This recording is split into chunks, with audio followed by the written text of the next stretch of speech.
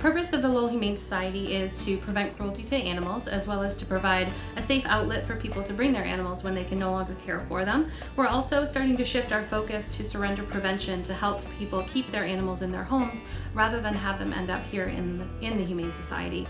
So we're providing a pet food pantry as well as other preventative services like referring them to low-cost spay and neuter clinics and vaccination clinics.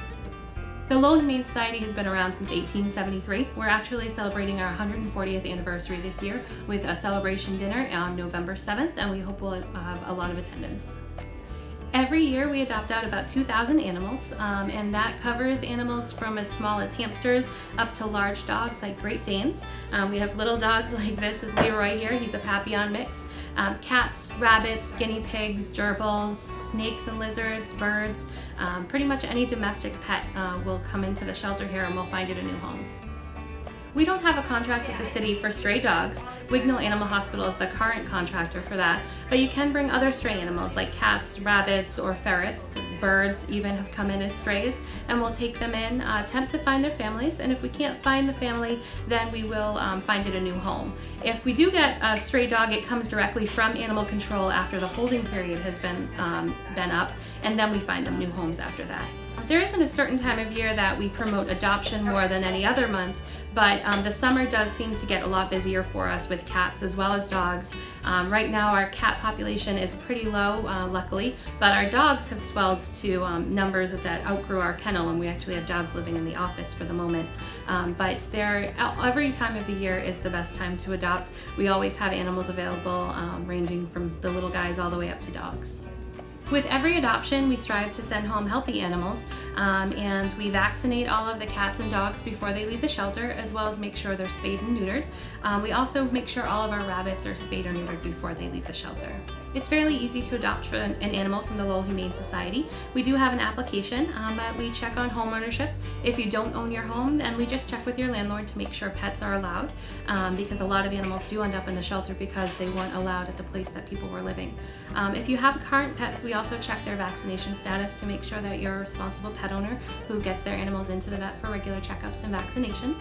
And if you are adopting a dog and getting another dog, we do ask that you bring your dog down for an introduction so the dogs can get to know each other. Likewise, same with the rabbits as well, because they can be picky when picking a mate. So we want to make sure everyone has pairs that will get along forever. The Lowell Humane Society is an open admission animal shelter, so we don't ever turn anyone away.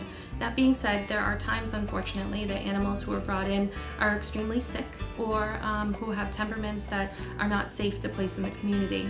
We feel it's our responsibility to make sure that the animals going out into the community are safe animals for yourself as well as your neighbors. So if an animal unfortunately has severe medical issues or severe aggression, we do make euthanasia decisions. But if an animal is healthy and friendly, then we keep them until we find them a home. We work with various other rescue groups so that if we're having trouble placing an animal, we will work with them to ensure that they find the best home possible.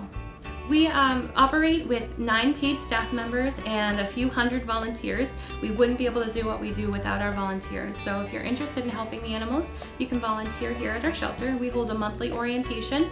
All you have to do to come to orientation is fill out an application and speak with a staff member, and then we'll get you started. We clean, walk the animals, spend time socializing them. There's opportunities to take photographs as well as just help keeping the shelter clean. So there's a lot of different ways you can help as a volunteer.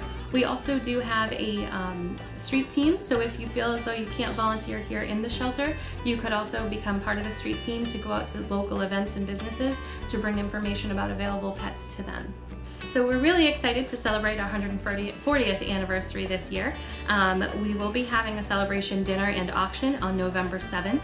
We'll also be celebrating our annual Steps for Pets walk in October. And every month on the second Tuesday of the month, we do have a Dining to Donate program at local restaurants, and you can visit our website for information about that. All you have to do to participate in Dining to Donate is visit our website for the flyer and then visit the restaurant and have dinner. And some of the proceeds will go right here to our shelter and helping these animals that we care for.